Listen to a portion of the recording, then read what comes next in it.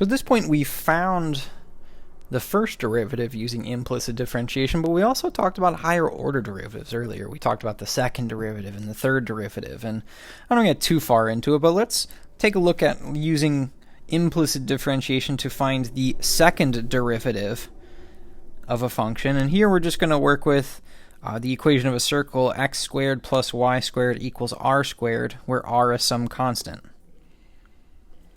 So I have x squared plus y squared equals r squared. I'm going to start by taking, if I want the second derivative, well, I got to have the first derivative as well. So okay, let's take the first derivative. Derivative of x squared, that is 2x, plus derivative of y squared, that's going to be 2y times dy over dx, is equal to derivative of r squared. Remember, r squared, that's just a constant, so that's just 0. So okay, now I just need to take this equation and solve for dy dx here.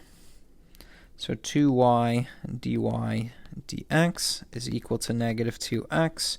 So dy dx is equal to negative 2x divided by 2y is equal to negative x over y. So here's my first derivative. Dy dx equals negative x over y. So I have my first derivative, dy dx equals negative x over y. I want to find the second derivative. Well, I started by taking the derivative. I should probably take the derivative again. So that's exactly what I'm going to do. I'm just going to take the derivative once more. So okay, what's the derivative of this guy, dy over dx? Remember, that just represents the first derivative. If I take the derivative of the first derivative, I get the second derivative, which, using this notation, is d squared y over dx squared.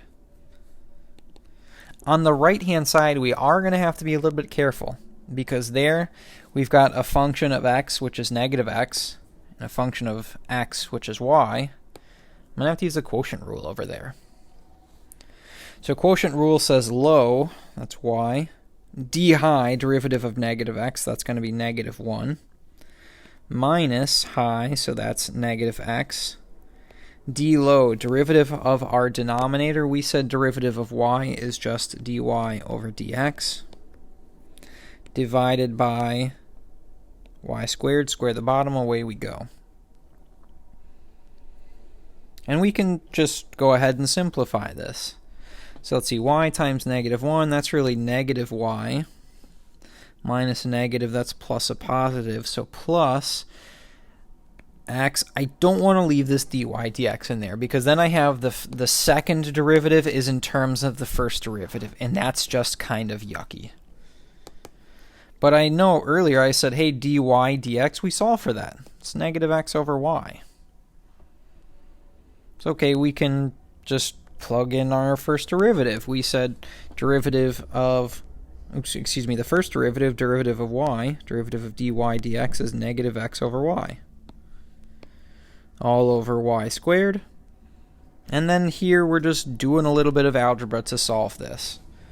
So I've got negative y plus, we'll say negative x squared over y divided by y squared. And I think the way I'm going to get around this here, because I don't like this fraction inside of fractions, that's just kind of ugly. So let's go ahead and multiply, I'm going to multiply the numerator by y and the denominator by y. The numerator, when I multiply that, negative y times y, I'll have negative y squared. Y times negative x over y, these two should cancel. But I am going to have to distribute that there, so negative y squared minus x squared divided by my denominator, y squared times y, I've got y cubed. So this is my second derivative, d squared y over dx squared. So this is just a really quick example of finding a second derivative using implicit differentiation. We won't see this too often, but I wanted you to see the procedure because I think it is kind of a really elegant way to find the second derivative. We're really using implicit differentiation to find that first derivative.